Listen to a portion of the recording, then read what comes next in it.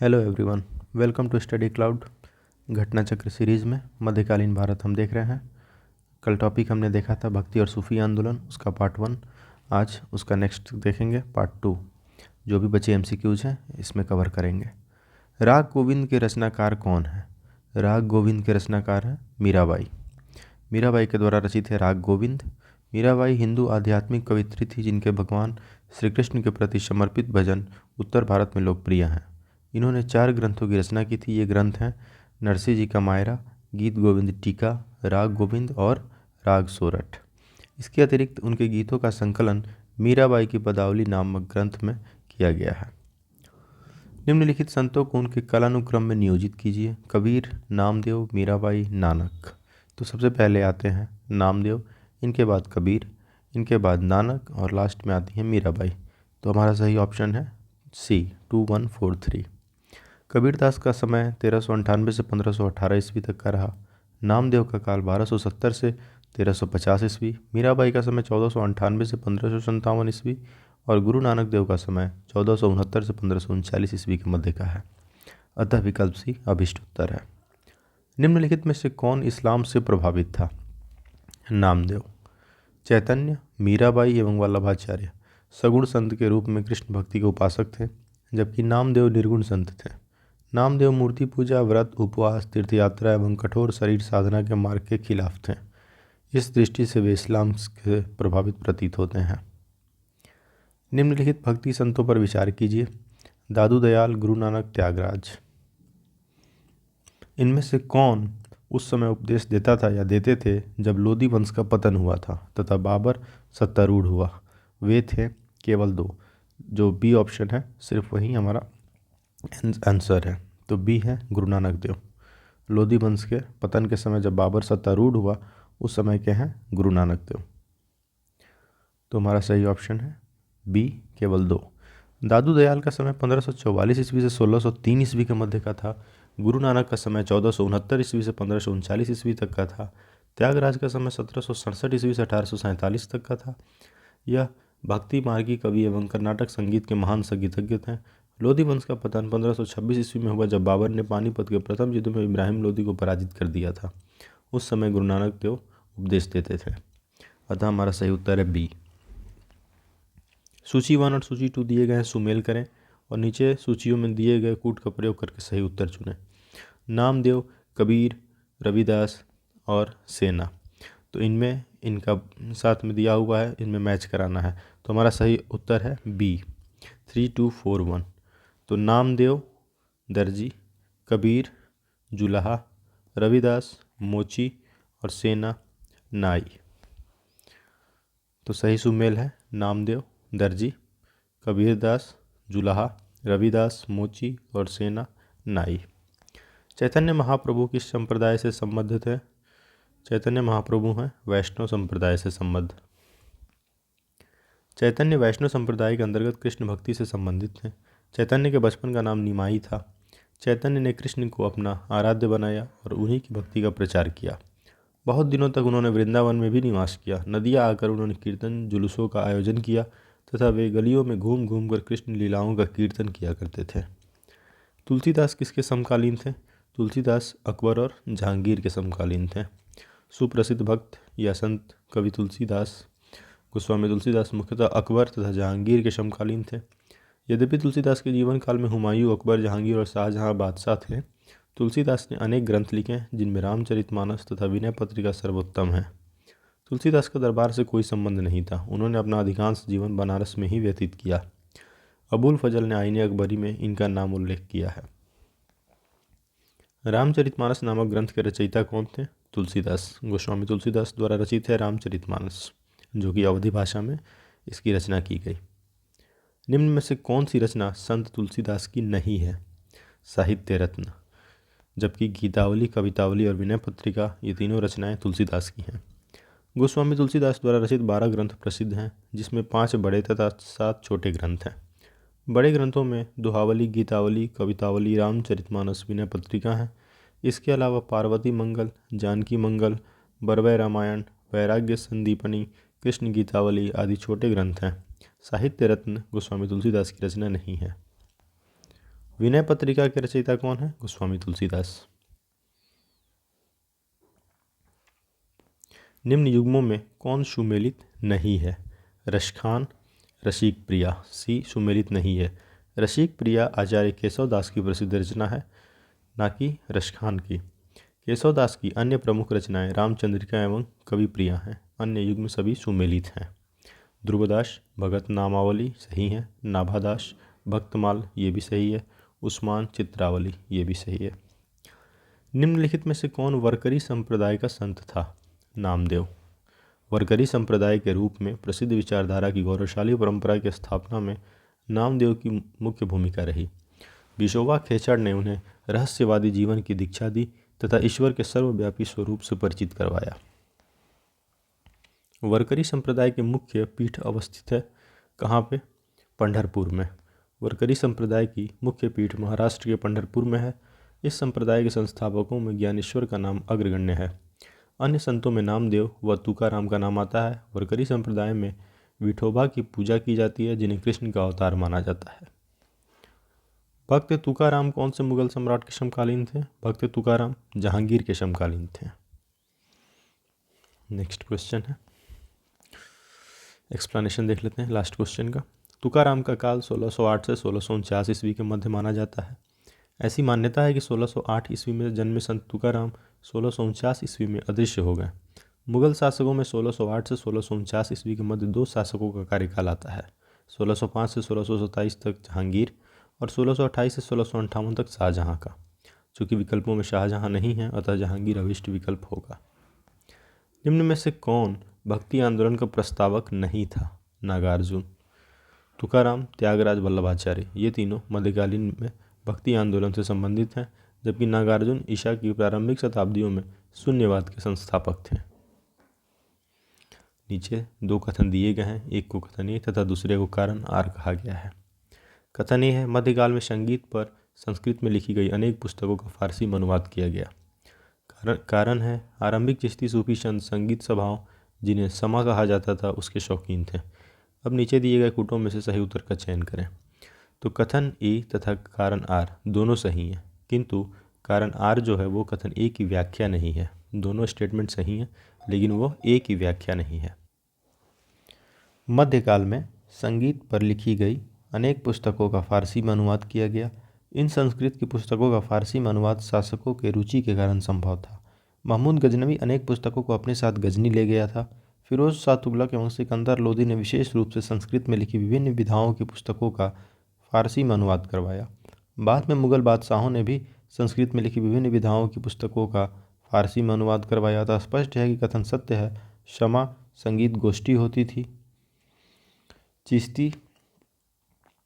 चिश्ती संत संगीत के समर्थक थे तथा संगीत को ईश्वर तक पहुंचने का माध्यम मानते थे। स्पष्ट है कि कथन एवं कारण दोनों सत्य हैं, परंतु कारण कथन की सही व्याख्या नहीं है। भारत में चिश्तिया सूफी मत को स्थापित किया था किसने? ख्वाजा मोइनुद्दीन चिश्ती ने। चिश्तिया सूफी मत की स्थापना अफगानिस्तान के चिश्त में अबू इसहाक शमी चिश्ती और उनके शिष्य ख्वाजा अबू अहमद अब्दाल ने की थी, किंतु भारत में सर्वप्रथम इसका प्रचार ख्वाजा मोइनुद्दीन चिश्ती के द्वारा हुआ था। वे 12वीं शताब्दी में मोहम्मद गोरी की सेना के साथ भारत आए थे। उन्होंने अजमेर राजस्थान में अपना निवास स्थान बनाया। 1236 ईस्वी में इनकी मृत्यु हुई। कुतुबुद्दीन बख्तियार काकी इनके प्रमुख शिष्य थे। भारत में चिश्तिया संप्रदाय का प्रथम सूफी संत कौन था? शेख मोइनुद्दीन चिश्ती। निम्नलिखित सूफी संतों में से कौन एक सर्वप्रथम अजमेर में बस गए थे? कौन थे ये? शेख मोइनुद्दीन चिश्ती। निम्नलिखित में से कौन सूफीवाद की चिश्तिया शाखा का संस्थापक था? ख्वाजा अबू अब्दाल। ख्वाजा मोइनुद्दीन चिश्ती किसके शिष्य थे? ख्वाजा उस्मान हारूनी।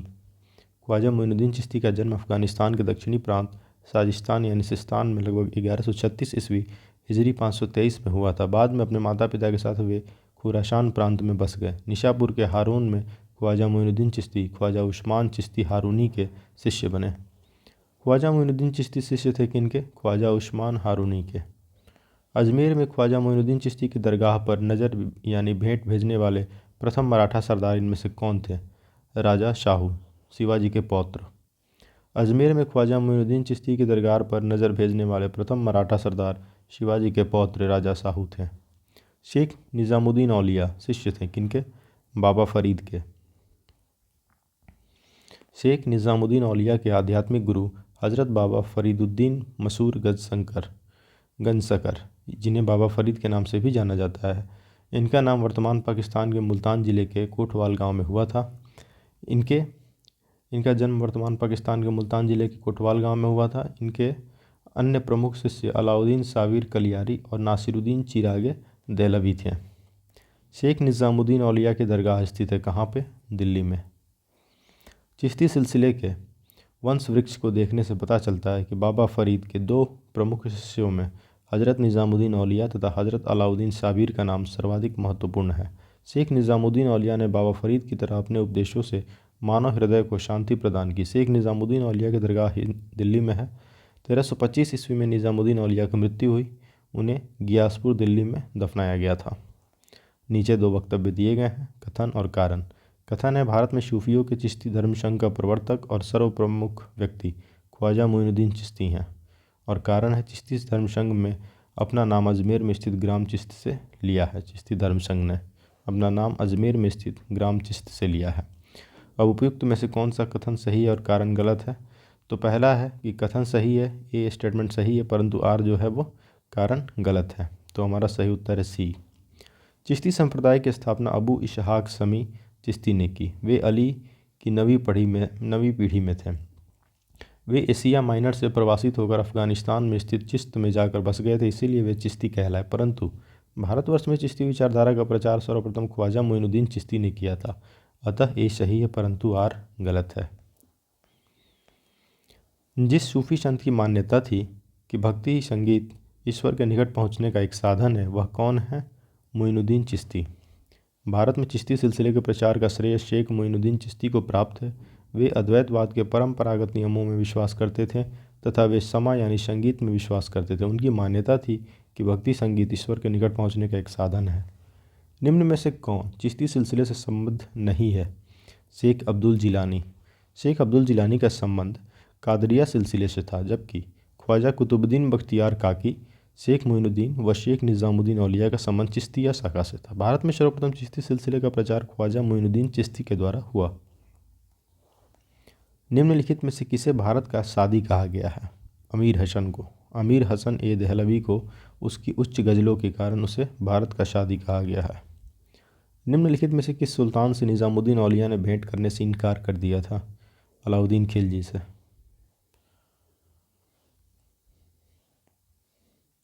शेख निज़ामुद्दीन औलिया ने 7 से अधिक सुल्तानों का राज्य देखा, जो कि एक के बाद एक सत्तासीन होते रहे, किंतु वे कभी भी किसी के दरबार में नहीं गए। सुल्तान जलालुद्दीन ने शेख से मिलने का बहुत प्रयास किया, यहाँ तक कि उसने शेख के प्रिय शिष्य अमीर खुसरो के माध्यम से भी प्रयत्न किया, किंतु जब शेख को ज्ञात हुआ कि सुल्तान आने वाला है तो वे अजोधन चले गए।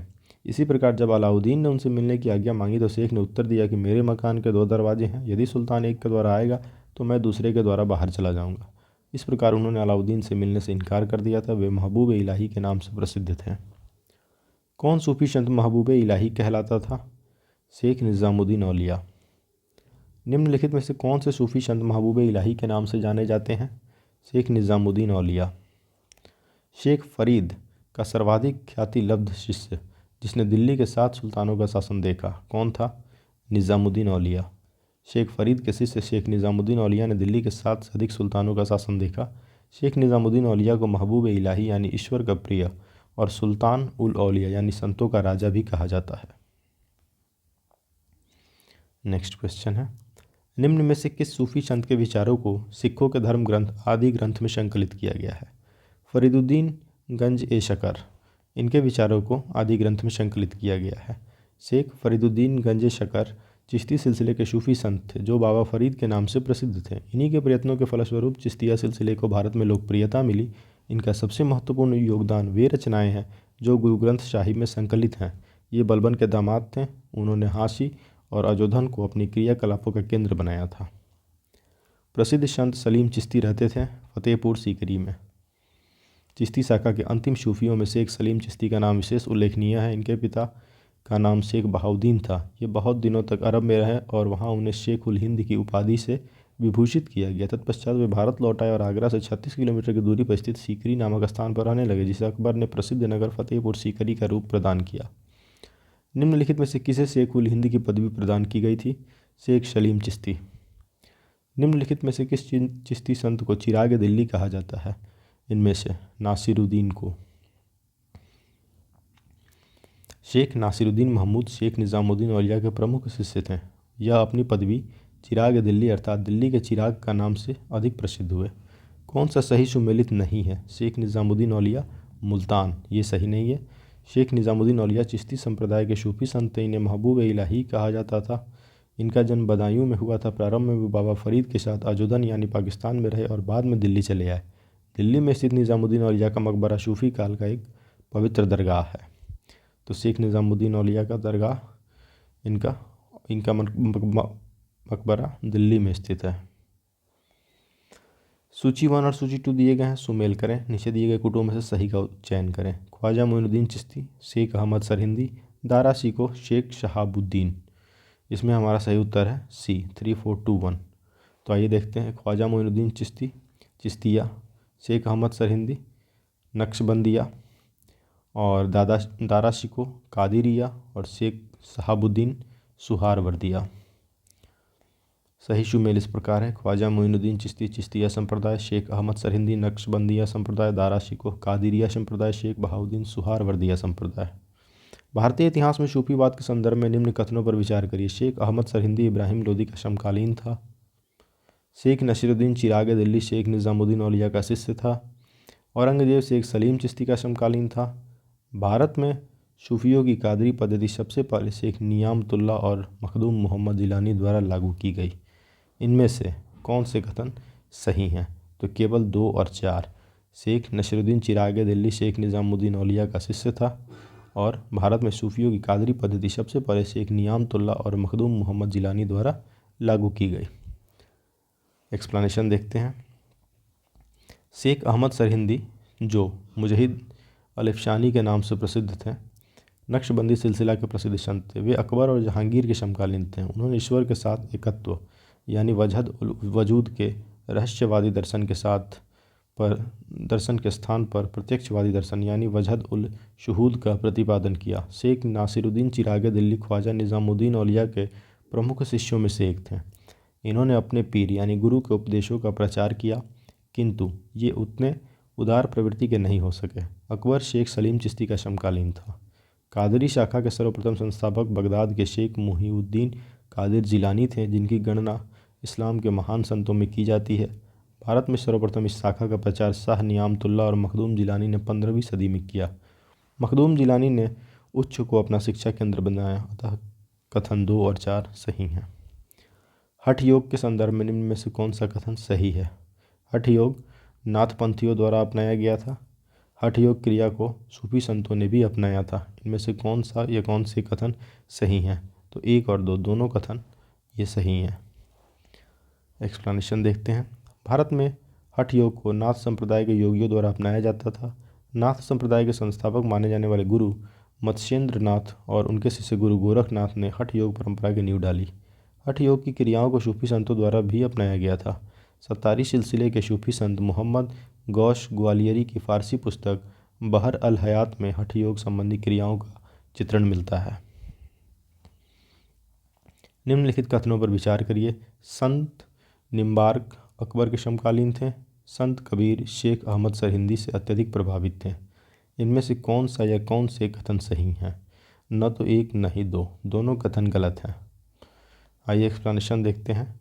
निम्बार्काचार्य को रामानुजाचार्य के समकालीन माना जाता है, जो 11वीं-12वीं शताब्दी के आचार्य थे। उन्हें श्री कृष्ण के सुदर्शन चक्र का अवतार माना जाता है। वहीं अकबर का शासनकाल 1556 से 1605 तक का रहा। दूसरी ओर कबीर सामान्यतः 15वीं शताब्दी के संत कवि थे। उनका समय यद्यपि विवादित है, फिर भी 1398 से 1448 ईस्वी या 1440 ईस्वी से 1518 ईस्वी माना जाता है। वहीं शेख अहमद सरहिंदी 1564 से 1624 यानी 16वीं-17वीं शताब्दी में थे। अतः दिए गए दोनों कथन असत्य हैं। निम्बार्काचार्य ये रामानुजाचार्य के समकालीन थे, न कि अकबर के। तो पहला भी गलत है और दूसरा भी गलत है। संत कबीर शेख अहमद सरहिंदी से अत्यधिक प्रभावित हैं, ये स्टेटमेंट गलत है। निम्नलिखित संतों में से कौन सूफी थे? रहीम, निज़ामुद्दीन औलिया, मोइनुद्दीन चिश्ती या रश खान। इन चारों में से कौन से थे जो निम्नलिखित संतों में सूफी थे? तो इनमें से थे निज़ामुद्दीन औलिया और मोइनुद्दीन चिश्ती, 2 और 3। ख्वाजा निज़ामुद्दीन औलिया में मोइनुद्दीन चिश्ती चिश्ती सिलसिले के सूफी संत थे। भारत में सर्वप्रथम चिश्ती सिलसिले का प्रचार ख्वाजा मोइनुद्दीन चिश्ती के द्वारा हुआ। इन्होंने अपनी गतिविधियों का प्रमुख केंद्र अजमेर को बनाया। निज़ामुद्दीन औलिया अपने उदार और सहिष्णु दृष्टिकोण के कारण महबूब इलाही के नाम से प्रसिद्ध थे। उन्होंने योग की, प्राणायाम की पद्धति इस हद तक अपनाई कि वे योग सिद्ध कहे जाने लगे। रहीम और रश खान मध्यकालीन भक्ति धारा के हिंदी साहित्य के प्रसिद्ध कवि थे। रश खान ने प्रेम वाटिका नामक प्रसिद्ध ग्रंथ की रचना की थी। निम्नलिखित सूफीवाद के सिलसिलों में कौन संगीत के विरुद्ध था? नक्शबंदिया संप्रदाय। नक्शबंदिया सिलसिला जो था वो संगीत के विरुद्ध था। नक्शबंदी सिलसिले की स्थापना 14वीं सदी में ख्वाजा बहाउद्दीन नक्शबंद ने की। शेख अहमद सरहिंदी ख्वाजा बकी बिल्लाह के प्रमुख शिष्य थे, जो मुजहिद अर्थात इस्लाम धर्म के सुधारक के नाम से भी प्रख्यात हैं। उन्होंने वजहत उल शुहूद यानी प्रत्यक्षवादी दर्शन का प्रतिपादन किया। यह सिलसिला शमा यानी संगीत के विरुद्ध था। सूफियों में यह सबसे अधिक कट्टरवादी सिलसिला था। इन्होंने अकबर की उदार नीतियों का विरोध किया और औरंगजेब इसी सूफी सिलसिले का अनुयायी था। अति कट्टरपंथी सूफी संप्रदाय इसमें से कौन था? नक्शबंदी। नक्शबंदी शाखा की स्थापना 14वीं शताब्दी में ख्वाजा बहाउद्दीन नक्शबंद ने किया। भारत में बाबर ने इस शाखा को लोकप्रिय बनाया। वह अपने पिता की भांति नक्शबंदी संत ख्वाजा उबैदुल्ला अहरार का परम भक्त था। नक्शबंदी शाखा में समा अर्थात संगीत गोष्ठी का आयोजन वर्जित है। इसके अतिरिक्त इस शाखा के सूफियों को जिक्र जली अथवा उच्च स्वर में संस्मरण की अनुमति नहीं है, परंतु वे जिक्र खफी अथवा निम्न स्वर में संस्मरण करते हैं। नक्शबंदी सूफियों ने कुरान के अक्षरशः पालन पर बल दिया। झारखंड लोक सेवा आयोग ने इस प्रश्न का उत्तर बी माना है। वहाँ झारखंड लोक सेवा आयोग ने माना है सुहारवर्दी को, जबकि यहाँ सही उत्तर है अति कट्टरपंथी सूफी संप्रदाय नक्शबंदी था। निम्नलिखित युग्मों में से गलत युग्म को पहचानिए। कौन सा है जो गलत है? औलिया मध्य प्रदेश, ये गलत है, सी। चिश्ती सिलसिले का प्रभाव दिल्ली क्षेत्र एवं आसपास के क्षेत्रों में था, जबकि सुहारवर्दी सिलसिले का प्रभाव क्षेत्र सिंध क्षेत्र में था। फिरदौसी सिलसिला चिश्ती सिलसिले का ही भाग था, जिसका प्रभाव क्षेत्र बिहार में था। औलिया कोई सिलसिला नहीं था, बल्कि यह दिल्ली के प्रमुख संत निज़ामुद्दीन को मिली उपाधि थी। निज़ामुद्दीन औलिया का प्रभाव क्षेत्र दिल्ली में था, अतः विकल्प सी गलत है। औलिया मध्य प्रदेश गलत है, औलिया दिल्ली होगा। निम्नलिखित सूफियों में से किसने कृष्ण को औलिया के रूप में माना? शाह मोहम्मद गौस ने। शाह मोहम्मद गौस ने कृष्ण को औलिया के रूप में माना। सूफी संत शाह मोहम्मद गौस ने कृष्ण को औलिया के रूप में स्वीकार किया। वह सत्तारी सिलसिले के सबसे प्रसिद्ध संत थे। मुगल बादशाह हुमायूं तथा तानसेन से उनका घनिष्ठ संबंध था। सत्तारी संतों ने हिंदू और मुसलमानों के धार्मिक विचारों और रीतियों में समानता दिखाकर उन्हें निकट लाने का प्रयास किया। शेख बहाउद्दीन जकारिया किस संप्रदाय के थे? सुहारवर्दी संप्रदाय के। भारतवर्ष में सुहारवर्दी संप्रदाय शेख बहाउद्दीन जकारिया से प्रारंभ हुआ। सूफियों के इस संप्रदाय में शेख सदरुद्दीन आरिफ, शेख रुकनुद्दीन अबुल फतह और शेख जलालुद्दीन सुर्ख आदि हुए। इस संप्रदाय के संत सुखमय जीवन पर बल देते थे, धन और संपत्ति को साधना में बाधक नहीं मानते थे। निम्नलिखित में से किसका संबंध सूफीवाद से नहीं है? उलेमा। सूफी संतों के निवास स्थान को खानकाह कहते हैं। समा एक सूफी समारोह का नाम है। शेख सूफीवाद में शिक्षण और मार्गदर्शन के लिए अधिकृत व्यक्ति को कहते हैं। इस्लाम के धार्मिक कानूनों के विद्वान को उलेमा कहा जाता है। इस प्रकार सूफीवाद का संबंध उलेमा से नहीं है। कृष्ण जीवन परक प्रेम वाटिका काव्य की रचना किसने की थी? रश खान ने। प्रेम वाटिका काव्य की रचना रश खान के द्वारा की गई। प्रेम वाटिका काव्य ग्रंथ की रचना रश खान ने की। इसमें इन्होंने कृष्ण के जीवन को पंक्तिबद्ध किया। सुजान रश खान भी इनकी प्रसिद्ध रचना है। रश खान की भाषा विशुद्ध ब्रजभाषा है। निम्न में से कौन एक भक्ति आंदोलन से जुड़ा नहीं है? अमीर खुसरो। अमीर खुसरो का पूरा नाम अबुल हसन यामीनुद्दीन खुसरो था। अमीर खुसरो अपने समय का एक महान विद्वान और कवि था। वह भक्ति आंदोलन से संबंधित नहीं था। चैतन्य महाप्रभु ने मध्य गौड़ीय संप्रदाय की स्थापना की। वल्लभाचार्य वैष्णव धर्म की कृष्ण मार्ग की शाखा के दूसरे महान संत थे। गुरु नानक का जन्म पंजाब के खत्री परिवार में हुआ। उन्होंने निराकार ईश्वर की कल्पना की और इस निराकार ईश्वर को उन्होंने अकाल पुरुष की संज्ञा दी। बारहमासा की रचना किसने की थी? मलिक मोहम्मद जायसी ने।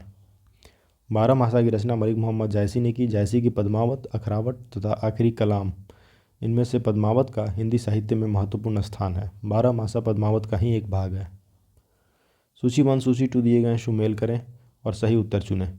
मुल्ला दाऊद, दामोदर कवि, सोमनाथ, अमीर खुसरो। तो हमारा सही उत्तर है बी, 1 3 4 2। मुल्ला दाऊद, चांदायन, दामोदर कवि, पद्मावती कथा, सोमनाथ, राग विबोध, अमीर खुसरो, आशिका।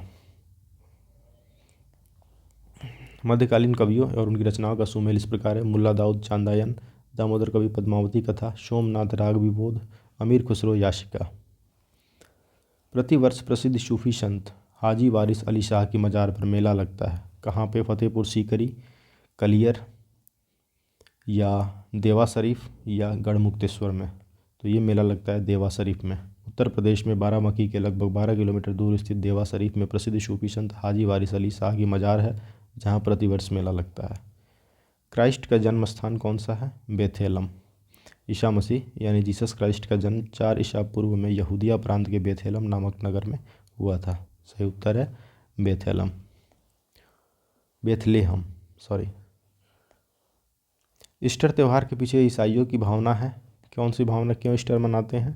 इस दिन ईसा पुनर्जीवित हुए, ऐसा मानना है, इसलिए ईस्टर मनाया जाता है।